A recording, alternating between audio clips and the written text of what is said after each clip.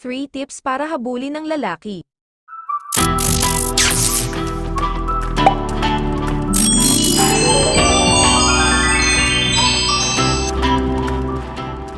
BBC. Kapag sinabi kong BBC, andito yung maging abala para sa iyong sarili, sa iyong career at maging busy sa iyong buhay. Kapag pumasok ka sa relasyon, huwag mong kalimutan ang mga bagay na ginagawa mo na dati pa, bago pumasok ang partner mo sa iyong buhay.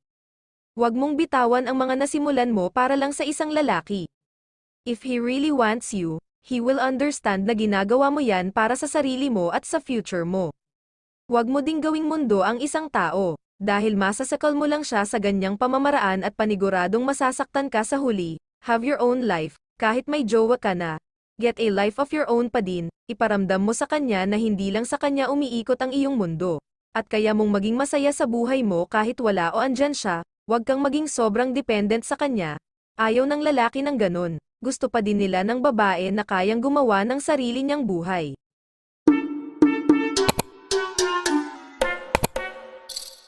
Be secured with yourself.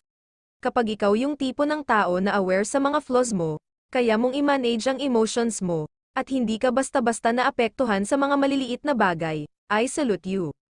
Ang powerful mo sa ganyang lagay. Yung sobrang secured mo sa sarili mo kaya hindi mo na kailangan ng validation galing sa ibang tao. In this way, hindi ka uhaw sa atensyon galing sa opposite gender, kasi you already know in yourself na you are a diamond, at hindi mo need na sabihan ng iba na maganda ka at sexy. Bonus na lang yun kapag may compliment galing sa kanila. Also, kapag secured ka, you know how to make fun even when alone. Hindi mo kailangan ng tao na makakasama para lang makumpleto ka. You are already whole, at kapag may dumating man sa buhay mo, add-ons na lang yun for another kind of joy. Alam mo ba na kapag secured ka sa self mo mas nagiging attractive ka, kaya gusto ko ngayon na kilalanin mo ang iyong sarili, alamin mo ang mga bagay na kailangan mo pag-e-workout para maging better kaysa sa dati, at ang pinaka-importanteng bagay kung bakit dapat kang maging secured sa sarili mo, ay para kahit iwan ka man ng lalaki, never kang magbibeg at manghihinayang, kasi alam mo ang worth at value mo as a person, hindi sila kawalan, sila ang nawalan.